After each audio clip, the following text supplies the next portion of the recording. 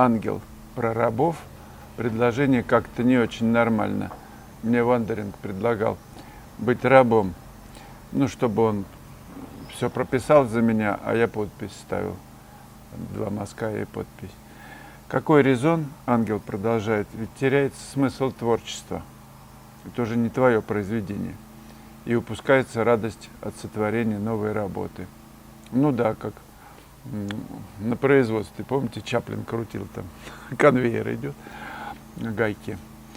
Так, ложь, она есть искажение истинности, талант и гениальность свободны от обмана. Это мои мысли, как должно быть. А Вандеринг, пишет ангел, Слава не до конца прочитал вопрос про рабов. Он упустил, что Дали и Пикассо продавали чистые холсты. Я полностью прочитал вопрос, почему. Чистые холсты со своей подписью. Так на свет появились сотни работ, не принадлежащих автору. Весь мир – ложь, и искусство тоже. Тот же Пикассо говорил, что живопись – это гениальная форма обмана. Так что добро пожаловать в мир, где все по-честному. Ну, Пикассо имел в виду другое, как я понимаю. Ну, то, что картина – это не реальность, это новая реальность, это совершенно обман. Вас обманывают на холсте, но не то, что там другое вы имеете в виду. Да? По-моему, это подмена понятий. Дина, проникнувшись темой, думаю, даже копии картин импрессионистов не могут быть полноценными, потому что впечатление в моменте, которое словил художник, уже никем не повторимо. Гениально сказано, на мой взгляд. Мне кажется, мы притягиваем то, что есть, и создаем этим самым свой мир. Вы нечестные, и будут притягиваться нечестные. Будет обратка, бумеранг такой. Вы честные, и вам. Вы простраиваете такой мир, вокруг вас все в порядке. Сезанн на эту тему сказал, что в искусстве надо быть неподкупным. А чтобы быть в искусстве неподкупным, нужно научиться быть неподкупным в жизни. Ва-ва-ва-ва-ва. Слава, как вы относитесь к использованию ручек в акварели? Сколько не видел работ, в которых была использована ручка, линер и тому подобное. Всегда это убивало всю работу. Она как будто совершенно чужда этому материалу. Они несовместимы, как вода и масло. Но если это чернила, например, то их можно размывать. И тогда чернила вписываются, в акварель, например. Посмотрите на вот эти акварельно-чернильные мои наброски, этюды. Платана, например, который я писал в Ялте. Мне кажется, в некоторых случаях это может быть гармонично. Надо найти какую-то золотую середину, чтобы, конечно, тонкая линия линера была уместна, была вписана. Это дело автора. По сути, наших экспериментов с этим материалом. Мне нравятся всяческие использования. Когда-то уместно, когда-то неуместно. Я имею в виду тонкие линии, может быть, акварельных карандашей, даже пастели вместе с акварелью или с гуашью. Мне нравятся такие эксперименты, иногда получается очень здорово. Когда пейзаж пишешь, можно действительно ими убить пейзаж, и тогда лучше это делать тонкой, например, козьей кисточкой, все эти линерные такие подчеркивания. Тогда остается цвет акварельный, а не просто черная какая-то краска этого линера или каллиграфической ручки. Константин Бойко. Рама для картины, как платье для женщины. Да, рама важна, я согласен. Но часто и без рамы картины смотрятся неплохо. Например, человек в одежде, и без одежды в бане. Все равны ведь, правда? Погонов нет, никаких брюликов тоже нет. И если ты разговариваешь с душой, то этого достаточно, глаз достаточно, одежда не важна. Так и в живописи подходишь к картине. Я забываю про рамы. Они для меня не имеют никакого значения, потому что я влипаю в живопись, если она достойна. Кстати, если живопись не очень, то рама ее оформляет. Чем дороже рама, тем значительнее живопись, кажется. То есть дорогая рама говорит тебе: так, обрати внимание, что внутри. Ты обращаешь, ну ничего нет ведь, да?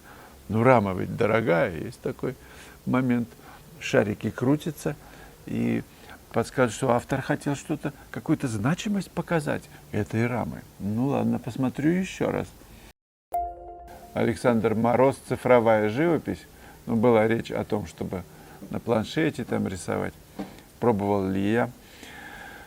Цифровая живопись и графика прекрасно дополняет ряд из бумажных цветов, безалкогольной выпивки, резиновых женщин, близости по телефону и семинаров по саморазвитию. Александр Мороз записал анекдот. Алло, это секс по телефону. Нет, вы не туда попали. Я не туда попал. Ну да, весело. Елена 1307. Жаль, что формат YouTube не дает возможности увидеть произведений критиков. Судя по всему, там такие гениальные работы. Жаль, негде посмотреть. Ну да, те, кто начинает критиковать, а вы действительно присылаете, если вы художник.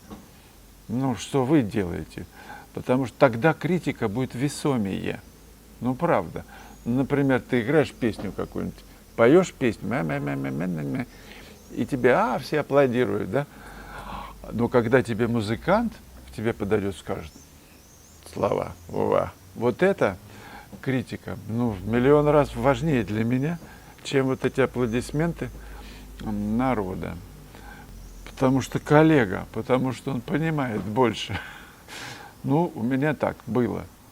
Да и сейчас, пожалуй, если коллеги хвалят за какую-то работу, это редко бывает. Обычно никто не обращает внимания на работы, ну, друзей, коллег, художников. Потому что все так любят свою живопись, что даже не смотрят вообще на другие. Врубель никогда не смотрел работы других художников. Представляете? Поэтому, если такое случается, это, конечно, очень ценная такая похвала, ну, от коллег. А критики-художники, выкладывайте свои работы, а потом критикуйте. Ну, на телеграм-канале у нас в группе есть возможность, вот сейчас ссылку показываю, заходите и будем общаться.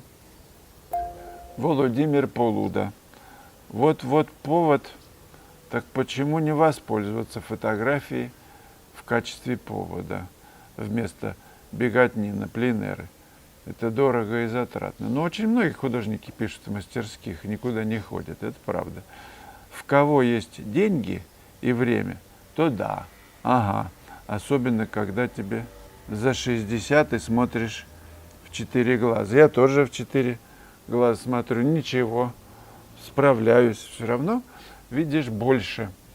Телевизор или фотокарточка съедает вот эти вот тональные отношения и цвет. Он очень тонок, камера не передает. Поэтому для художника-пейзажиста, наверное, самое важное вот ездить и набираться новых впечатлений и писать именно на пленэре. Я так считаю. Но если есть опыт, если есть вот это замечание красоты наработанной, то, конечно, мы пишем изнутри, и референсы, модное слово, помогают настроиться и писать работу, памятуя о своих впечатлениях, о своих ощущениях. То есть этот референс просто дает, ну как я не знаю, но это повод для того, чтобы сочинить свою историю, опираясь на тональные связи, которые, конечно же, не всегда видны. Но есть метод некого разделения по пятнам. Собственно, сейчас я делаю на эту тему курс такой небольшой совсем, из 3, наверное, он будет уроков, или 4, я скоро его запущу. Он называется «Ирисы». И мы там конкретно будем работать над этим принципом разделения. Ну вот, и поможет это все. Ничего. Научиться мыслить пятнами, разделять их на составные, на тонкие связи, тональные, цветовые. Ну вот я нацелен на этот курс вам преподнести скоро, и я думаю, это многим поможет. Он будет еще нацелен на поиск творческих решений, и не только маслом, но и акварелью. Антон. Мазки шикарные, импрессионизм тоже когда-то был ругательным словом. Возможно, мазня – это новое направление в живописи. По-моему, гениально, ребята. Так и назвать – мазня. Новое направление. Ну а почему нет? Что скажете? Мазня X, мазня плюс ко, чего-нибудь добавить там. А можно просто. Зачем добавлять? Мазня. У меня в онлайн-школе сейчас идет курс цветения персика. Я продолжаю принимать работы, их консультировать, студентов, коллег. Работа идет полным ходом. Посмотрите несколько учебных произведений.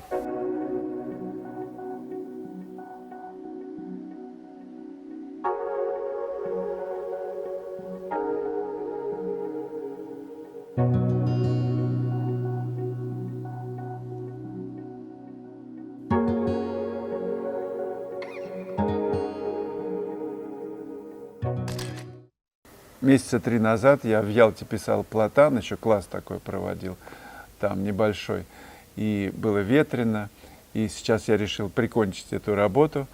Все меня не отпускал этот платан, как это сделать, и я пописал где-то полчаса, и весь этот получасовой фрагмент, ну, завершающей стадии, я выложил на Бусти. Заходите, вы можете нон-стоп посмотреть, как это было сделано. Ну, пока, ребят, спасибо вам за лайки, за ваше неравнодушие, за ваши комментарии, за поддержку.